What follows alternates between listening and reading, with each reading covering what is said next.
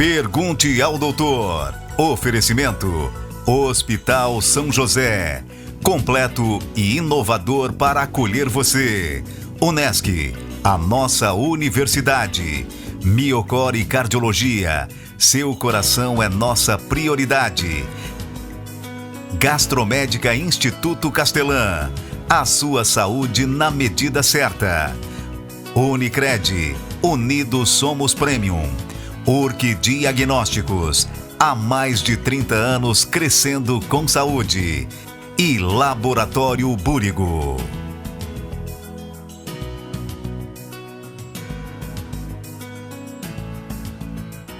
Olá, seja muito bem-vindo a mais um programa Pergunte ao Doutor através do nosso portal pergunteaodoutor.com.br. Agora com muito mais conteúdo para você. O nosso canal no YouTube, Pergunte ao Doutor, aproveita, vai lá e te inscreve. Lembrando que toda semana tem uma entrevista inédita para você. E nós estamos na RTV Criciúma, canal 19.1 digital. Sempre em nome de Hospital São José, Unesc, a nossa universidade, Miocore Cardiologia, Gastromédica Instituto Castelã, Unicred, Urque Diagnósticos e Laboratório Búrigo. Frágil, o cérebro tem duas principais proteções, a caixa craniana e o líquor, um líquido incolor composto por 99% de água. Alterações nesses dois quadros em recém-nascidos e bebês provocam, respectivamente, a craniostenose e a hidrocefalia. Como identificar? A quem recorrer? E o que fazer ao mínimo sinal de alteração no comportamento e no formato da cabeça de seu filho? Muito bem, o assunto de hoje no programa Pergunte ao Doutor. E para falar sobre este assunto, eu tenho o prazer de conversar com ele, o médico neurocirurgião, Dr. Carlos Fernando Moreira. Dr. Carlos, seja muito bem-vindo ao Pergunte ao Doutor. Obrigado pela oportunidade.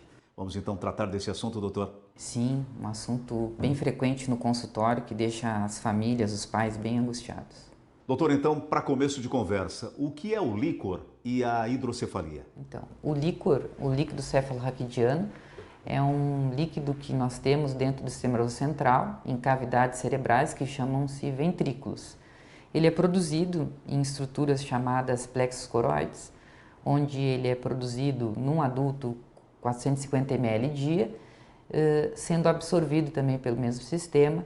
Então circula na cabeça de um paciente adulto cerca de 150 ml. A hidrocefalia nada mais é do que a dilatação da cavidade onde está o líquor. Então seria a dilatação do sistema ventricular, das cavidades ventriculares, no qual nós temos dois ventrículos laterais, um ventrículo central que é o terceiro ventrículo e um ventrículo mais inferior e posterior que é o quarto ventrículo. A dilatação de 3 ou mais desses sistemas é determinada, então, denominada de hidrocefalia, e ela pode acontecer ou pela produção excessiva do líquido ou por uma obstrução que faz com que esse líquido não circule corretamente nas cavidades ventriculares, ou ainda por um problema na absorção, já que como ele é produzido, ele tem que ser absorvido. Se houver um problema de absorção, em casos pós-meningite, pós-AVC, pós-trauma, o paciente também pode desenvolver o quadro de hidrocefalia. Agora, doutor, a hidrocefalia, em cada fase, os sintomas eles se apresentam de formas diferentes conforme a idade? Sim, se nós pensarmos que ela é mais prevalente nas crianças, principalmente no período neonatal e nos primeiros meses de vida, uma criança nesse período ainda não consegue se manifestar, então fica às vezes mais difícil de pegar os casos iniciais. Porém, nas crianças, como o crânio ainda não está fechado, um aumento da pressão intracraniana, um aumento do líquido, então da produção do líquor, vai fazer com que a cabeça aumente de tamanho. E, por vezes, em aumentos que fazem uma grande deformidade, aumentam, dá o que a gente chama uma desproporção crâniofacial. O crânio e a face tem uma proporção, o crânio, que é a abóbora da parte superior da cabeça, fica bem maior do que a face da criança. Então, a gente consegue identificar nas crianças dessa maneira. Porém, isso nos recém-nascidos, crianças muito menores, e em casos mais extremos, né? Nos casos incipientes, mais iniciais, por vezes temos dificuldades. É um diagnóstico que, por vezes, no ultrassom morfológico, durante a gestação, nós já conseguimos ter e acompanhar já essa criança desde o nascimento. Aí sim, esses em qual nós já no exame pré-natal identificamos a hidrocefalia, nós já desde o nascimento continuamos acompanhando com alguns exames. Agora, doutor, me diga uma coisa, e qual o tempo para o fechamento desse crânio? O fechamento, nós temos várias suturas no crânio, né? Então, essas rachaduras, na verdade, são suturas, são as partes onde cada osso do crânio vai se fechar. Nós temos várias delas, né? A principal é a sagital, uma bem no meio, duas coronais, tem a lambdoide aqui atrás também. Essa daqui é uma das últimas a se fechar, ela vai se fechar próximo aos 2 anos de idade. A sagital ao próximo de 1 ano e 1 ano e 4 meses, mas podendo também aos 2. E a coronal entre os 8 e 9 meses de vida. Então, se houver um fechamento antes destas, né, a gente pode determinar o que a gente chama de cranioestenose. Mas linkando com a hidrocefalia, que era o assunto anterior, como essas suturas não se fecharam, se o aumento do ventrículo começa a aumentar cada vez mais, como não está fechada a sutura, o crânio ele vai aumentando de diâmetro, de tamanho, e isso é perceptível. Doutor, existe também alguns tipos de hidrocefalia, né? O que difere cada tipo, doutor? Basicamente na fisiopatologia, no que cada uma dessas hidrocefalias elas se desenvolvem. Uma sendo comunicante, que nós dizemos, que é uma hidrocefalia que ela está presente nos 4 ventrículos cerebrais, então seria basicamente hidrocefalias pós-infecção, pós-trauma, pós-AVC, e uma hidrocefalia tricomunicante, que a gente chama, que é uma hidrocefalia obstrutiva, que nesse caso em específico a gente pode ter pacientes pediátricos ou adultos que têm um tumor numa região específica do cérebro que ocasiona isso, pós-hemorragia intracraniana também, AVC ou trauma, e é uma hidrocefalia que não difere uma da outra na parte clínica, no diagnóstico, mas na apresentação clínica, e sim no diagnóstico, na maneira como se apresenta e depois na maneira como a gente vai tratar elas. Olha, tá certo, a gente vai para um rápido intervalo comercial e já voltamos com o Pergunte ao Doutor. O meu convidado de hoje é o médico neurocirurgião, Dr. Carlos Fernando Moreira. Nós estamos falando especificamente sobre a hidrocefalia. No próximo bloco, a gente vai falar sobre o diagnóstico. Perdeu parte dessa entrevista? Acesse o nosso portal pergunteaodoutor.com.br, agora com muito mais conteúdo para você. O nosso canal no YouTube, Pergunte ao Doutor, e nós estamos aqui na RTV Criciúma, canal 19.1 digital. Rápido intervalo comercial e a gente já volta. Esse esporte é fantástico para a saúde. O ciclismo melhora o fôlego, reduz colesterol, controla melhor diabetes e hipertensão. Não causa impacto articular. Melhora o retorno venoso pelo trabalho das panturrilhas, funcionando como um coração auxiliar. É uma forma saudável para emagrecer. Que bom, né? E acima de tudo, proporciona um bem-estar incrível. Agora um conselho. Mantenha sua bike com boa sinalização e manutenção para evitar acidentes. E use sempre o capacete.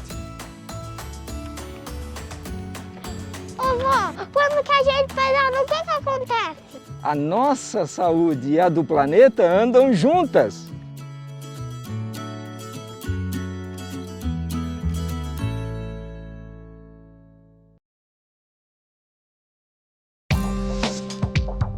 Quem escolhe a Unicred tem muitas vantagens e exclusividades. E agora, também tem o Unicred Visa, o cartão de crédito mais aceito no mundo. Qual cartão você vai ter? Infinity, Platinum, Gold, Classic ou Electron. Com o cartão Unicred Visa, você tem a segurança de receber confirmação de compras por SMS e a conveniência de ter sua fatura na palma da mão. Tem a exclusividade de um app próprio com acesso a um programa de recompensas único, que proporciona resgate de pontos em produtos e serviços de luxo. E ainda gera mais resultados para a sua cooperativa, ou seja, para você. Escolha o cartão que é aceito no mundo inteiro e é todo seu. Escolha Unicred. Fale com seu gerente de relacionamento e peça já seu cartão Unicred Visa.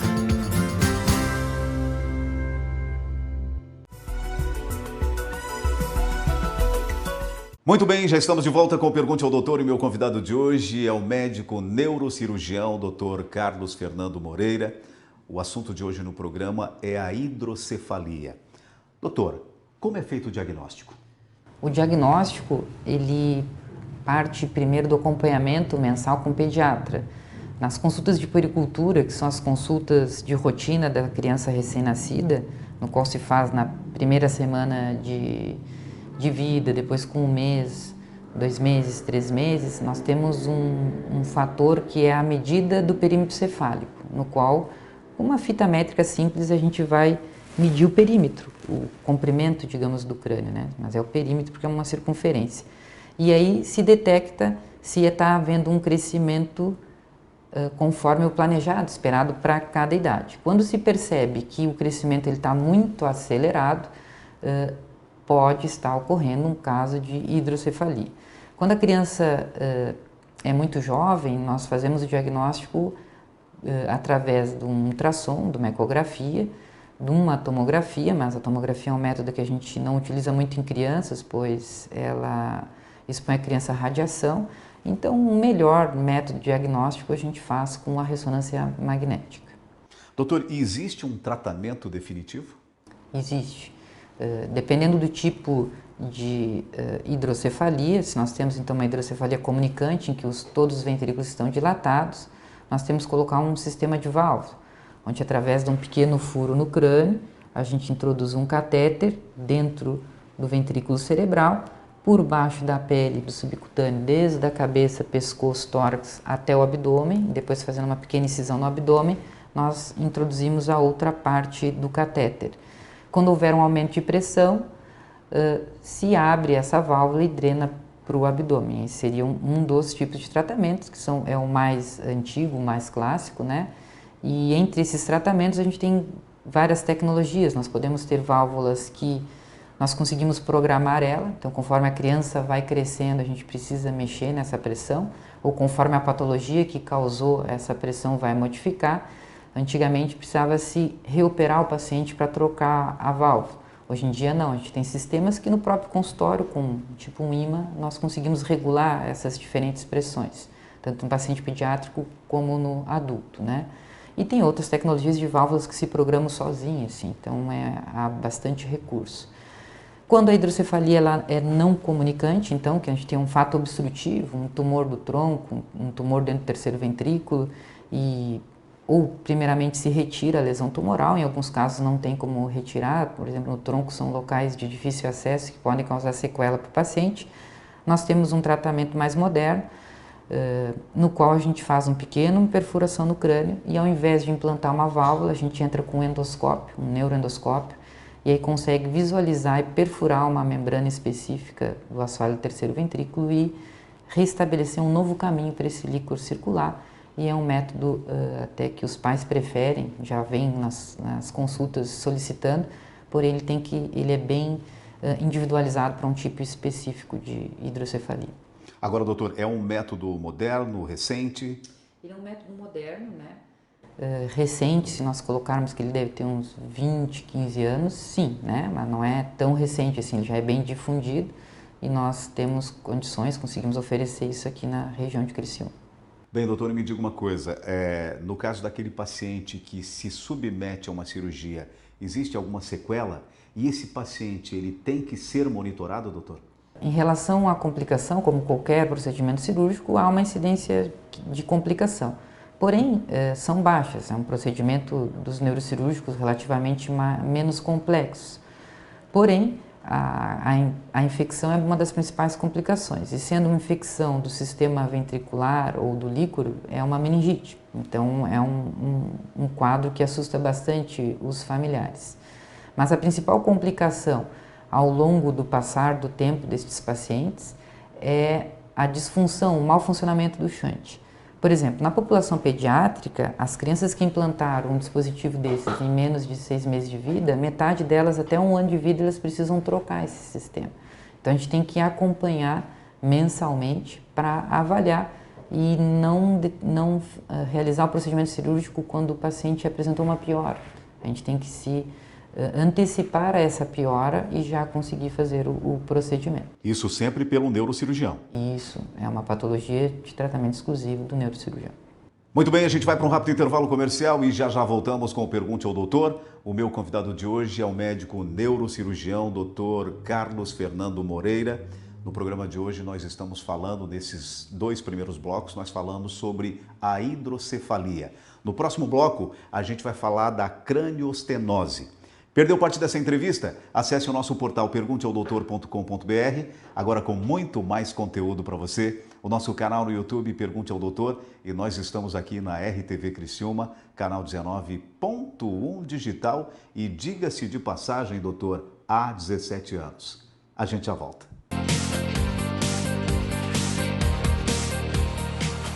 Olá! O informativo do Hospital São José está de volta e, como nós falávamos no programa anterior, ao longo das próximas semanas nós vamos trazer informações relevantes, muito importantes, para que vocês possam entender um pouco mais sobre o serviço de nefrologia do Hospital São José.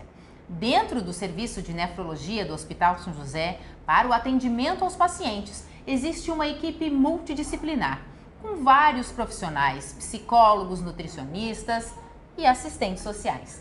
E eu converso agora com um assistente social que faz parte da equipe multidisciplinar do Serviço de Nefrologia do Hospital São José, que vai nos trazer alguns esclarecimentos de como funciona esta abordagem, este atendimento aos pacientes para com o Serviço de Assistência Social do hospital. Conta um pouco pra gente, explique para as pessoas, por favor, como é que funciona a abordagem de vocês com os pacientes que chegam até o serviço. Certo. A nossa abordagem dentro do serviço de hemodiálise acontece através da informação dos direitos que o paciente possui, o paciente renal crônico, e o acesso a esses direitos também. Então, é através dessas informações sobre os direitos do paciente que o Serviço Social do Hospital São José realiza entrevistas sociais com o familiar, com o paciente também, encaminhamentos também para os serviços de Criciúma, região, acompanhamento social e demandas desse sentido. E vocês, o paciente chegou até o serviço de nefrologia, né? Já fez toda a programação dele, digamos assim, de tratamento. Existe uma demanda. A vida profissional nos traz novos desafios a cada dia. Avance na sua carreira com a pós da Unesc. Mais de 50 opções de cursos com conceito máximo no MEC. Desenvolva suas habilidades, aumente seu network, participe de aulas dinâmicas com professores de alto nível e potencialize sua atuação profissional. Faça a pós-graduação Unesc, onde o futuro profissional é feito de propósito. Chama no WhatsApp 99915 0433. Pensando nos momentos mais marcantes da vida, na concretização dos sonhos e início de novos futuros, apresentamos a nova unidade obstétrica do Hospital São José. Vida, um local para acolher famílias neste momento marcante e único. Um espaço acolhedor pensado para novas vidas.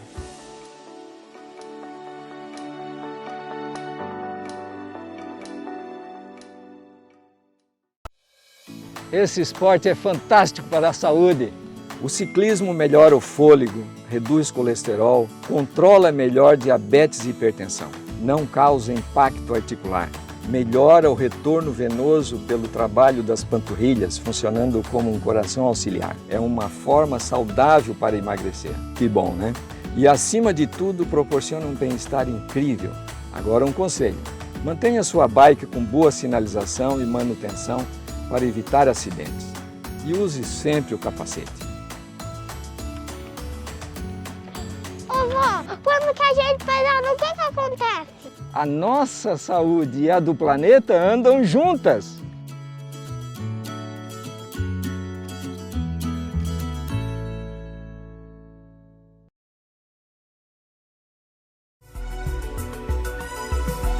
Muito bem, já estamos de volta com Pergunte ao Doutor e meu convidado de hoje é o médico neurocirurgião, Dr. Carlos Fernando Moreira.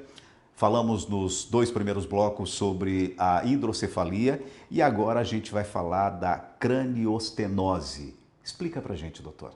Então, a craniostenose é um tipo de deformidade do crânio, na qual a as fontanelas e as suturas cerebrais, elas se fecham antes do tempo determinado, né?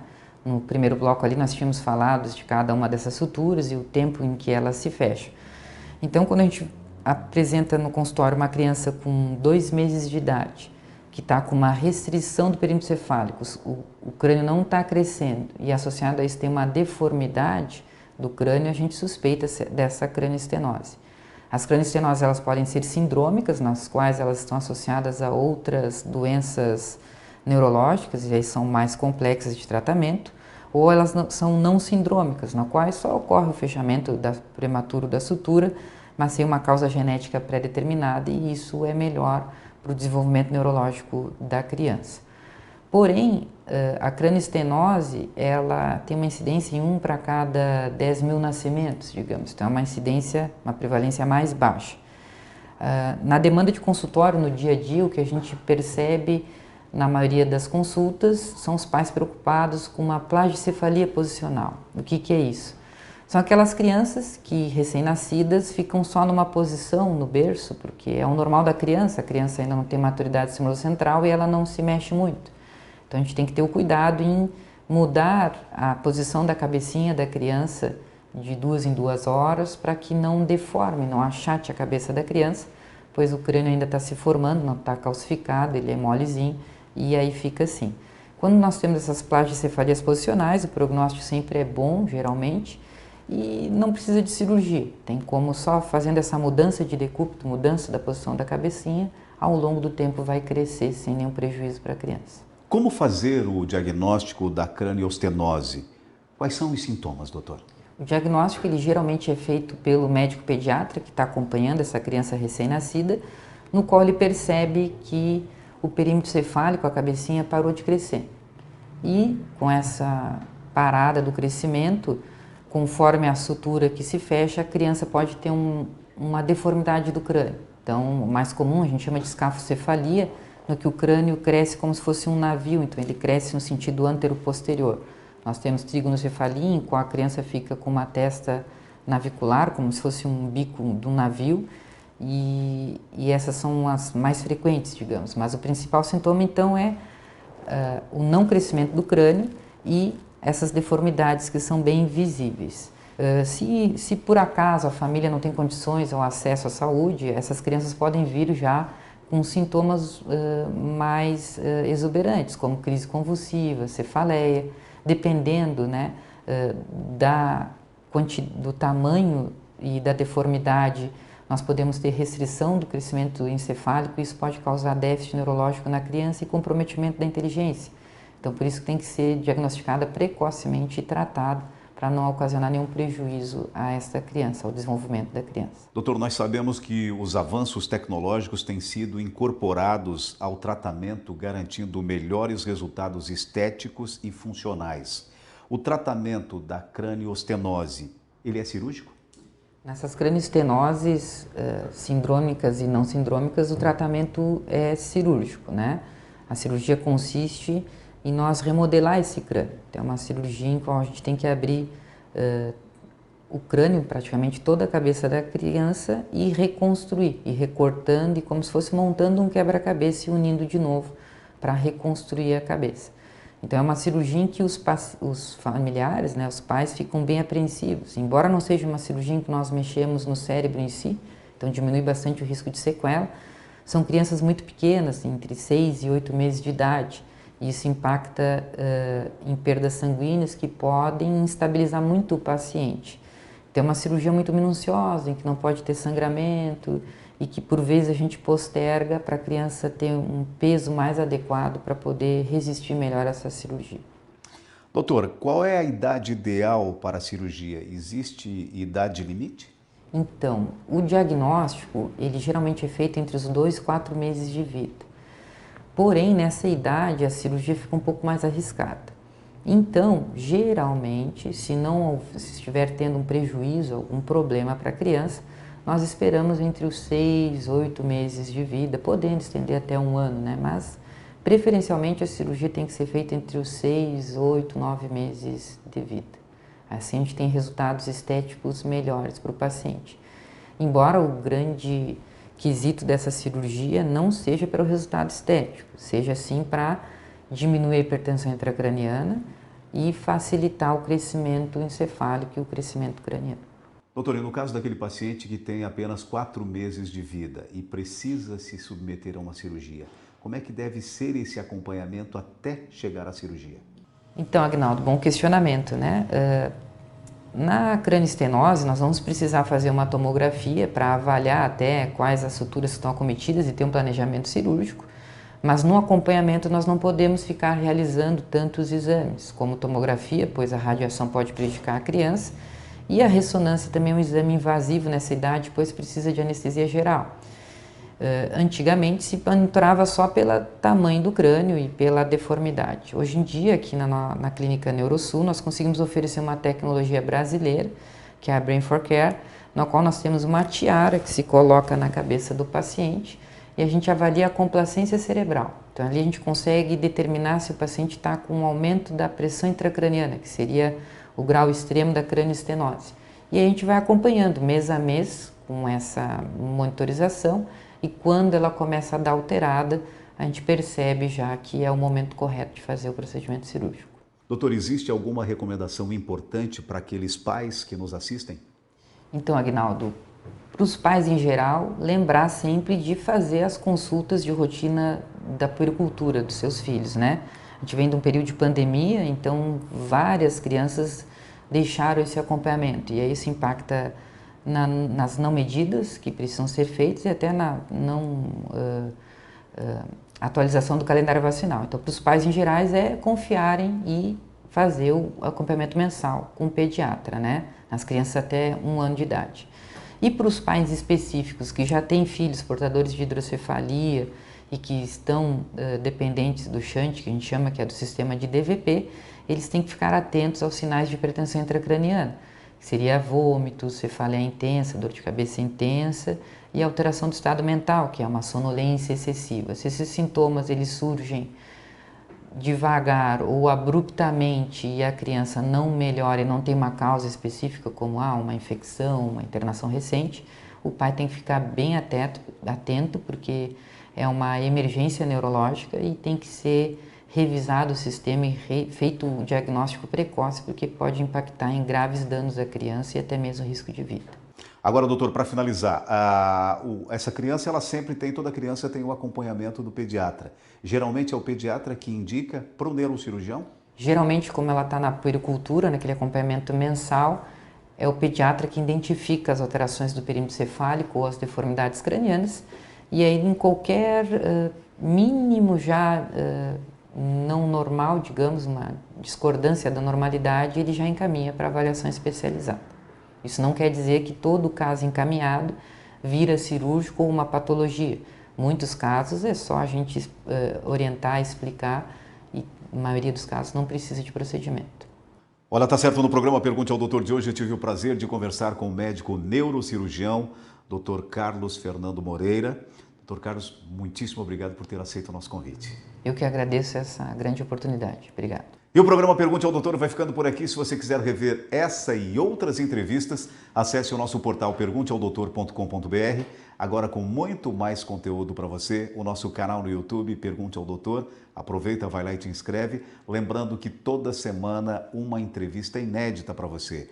E nós estamos aqui na RTV Criciúma, canal 19.1 digital. Lembrando sempre que estamos em nome de Hospital São José, Unesc, a nossa universidade, Miocore Cardiologia, Gastromédica Instituto Castelã, Unicred, Urque Diagnósticos e Laboratório Búrigo.